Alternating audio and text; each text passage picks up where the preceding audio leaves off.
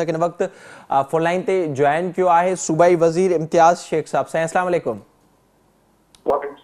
इम्तियाज़ साहब वॾी महिरबानी अवां जी प्रोग्राम में जॉइन करण जे लाइ। सब खां पहिरियों इहो ॿुधाइजो जेको ही पीपल्स पार्टी जो मार्च आहे वफ़ाक़ी हुकूमत ख़िलाफ़, छा पीपल्स पार्टी हिन वक्त चाहे पई वफ़ाक़ी हुकूमत के घर मोकिलण या ही जेका कोशिश थे पई उहा थे पई ईंदड़ चूंडुनि जे लाइ? तो यही जो मार्च है यही जो कमी बात ना है तरीके से लेके सिस्टम टाइम से मतलब था या मतलब किसी का मालूम है तो मोटी ने हालात करने के नहीं रोड पे तो है रात को पुलिस सिस्टम ना तो जो से दिखते हैं प्रोग्राम शुरू था द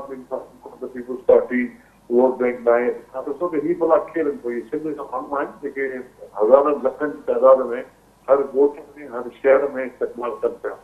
ही जो मार्च है वो मतलब इनके घर मोकलण जो मार्च है शायद तो मैं इन जाति को सिंध पूरे पाकिस्तान था महंगाई इसी के लिए महंगाई के खिलाफ मार्च है, बेरोजगारी के खिलाफ मार्च है, मसलन लाया माण्हुनि जा मसला हल करण लाइ इहे फिलहाल मार्च करणु शुरू कयो आहे।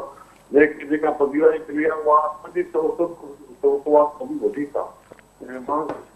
शहरनि में हैदराबाद जेका हुननि जी जेका मार्च आहे उहा बि ॾाढी ॾिठी आहे त ख़ाली फोकस में छा ख़ुदि करे पियो ऐं ही हिकिड़ी हैरान कुन ॻाल्हि आहे त अहिड़ी पार्टी जेका सिंध दुश्मन पार्टी आहे जंहिं सिंध जो पाणी बंदि कयो ऐं सिंध जी गैस बंदि कई जंहिं सिंध जे पेट्रोल ॾाढो आयो जंहिं गैस ॾाढो आयो पाणी ते ॾाढो आयो उहे माण्हू आया सिंध जे माण्हुनि सां ॻाल्हाइण सिंध जे माण्हुनि सां ॻाल्हाइण उन्हनि खे उहा चवनि था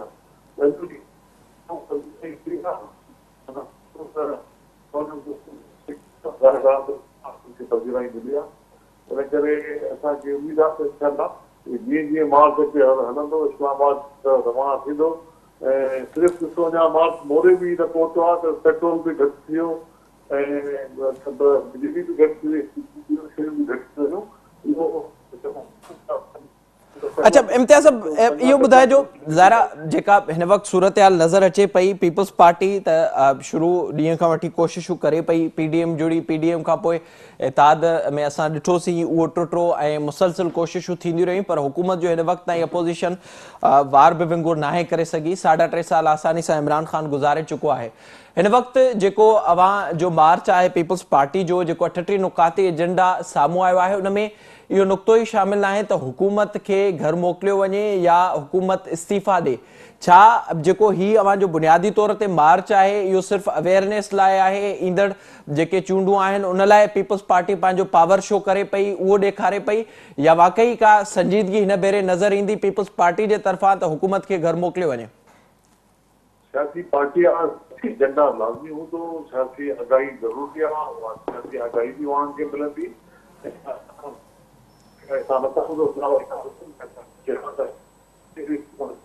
घर वञे असां इलेक्शन लाइ तयारु आहियूं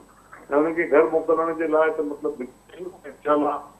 घर मोकिले करे 38 निकाती प्रोग्राम उहो ओवरऑल हिकु पॉलिटिकल प्रोग्राम आहे जंहिंमें आगाही जी मुतालबा बि आहिनि ऐं तव्हां ॾिसो मुतालबा मंझण त शुरू थी विया आहिनि न त हीउ पेट्रोल सस्तो त मतिलबु बिजली सस्ती छा आहे ऐं हिन जो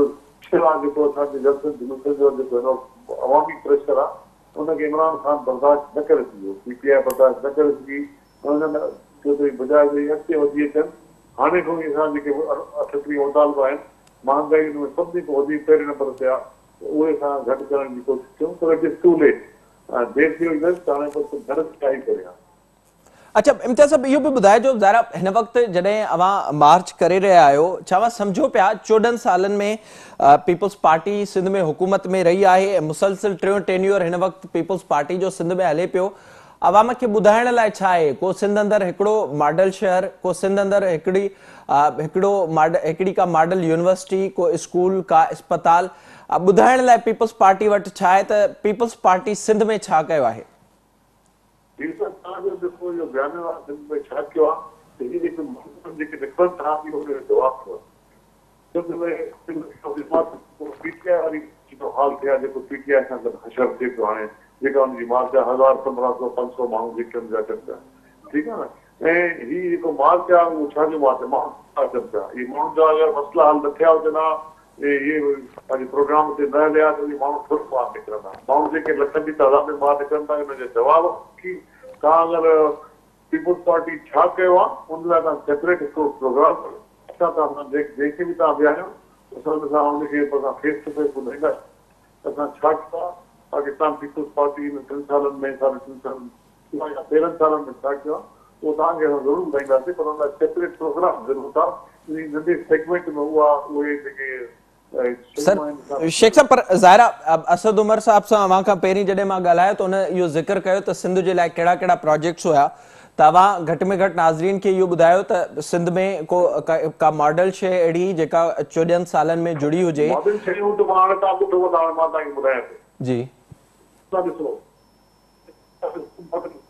कराची जो मॉडल आहे एनआईटी मॉडल आहे एसआईयूटी ॾिसो मॉडल आहे 60 शहर जी अस्पतालूं तव्हां ॾिसो तव्हां मतिलबु मुख़्तलिफ़ शहरनि में यूनिवर्सिटी शिकारपुर यूनिवर्सिटी तव्हां ॾिसो उहो मॉडल आहे मतिलबु हर शहर में यूनिवर्सिटी आहे लाड़काने में तव्हां ॾिसो यूनिवर्सिटी जी हिकिड़ी लाइन लॻी पई आहे जेके खैरपुर में वञो त उते लाइन लॻी पई आहे यूनिवर्सिटी में मेडिकल कॉलेज जी ऐं सिर्फ़ु हू त ॾिसो अपोजिशन जा आहिनि हुननि त कुझु करे न थी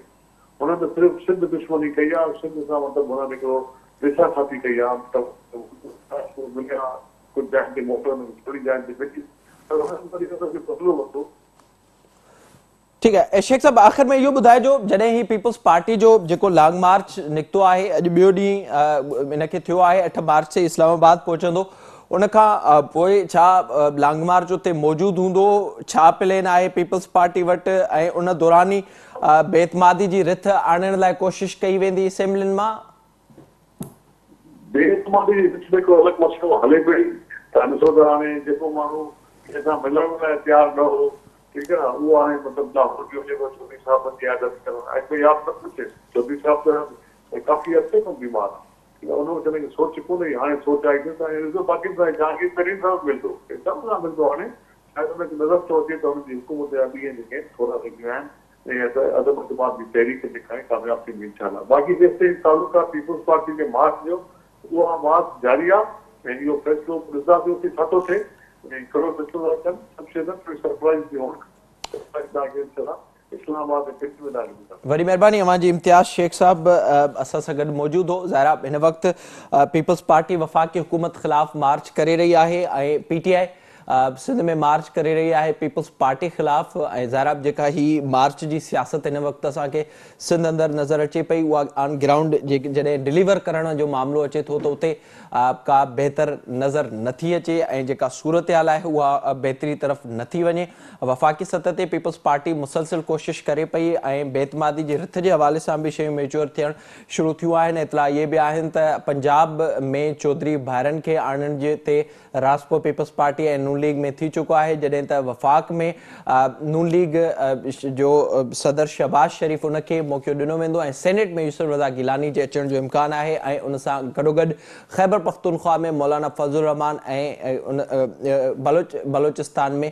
बाप पार्टी सां ॻाल्हियूं जारी आहिनि ॾिसजे त हाणे ही मामिलो जेको अपोज़िशन जो आहे ख़ासि तौर ते जेका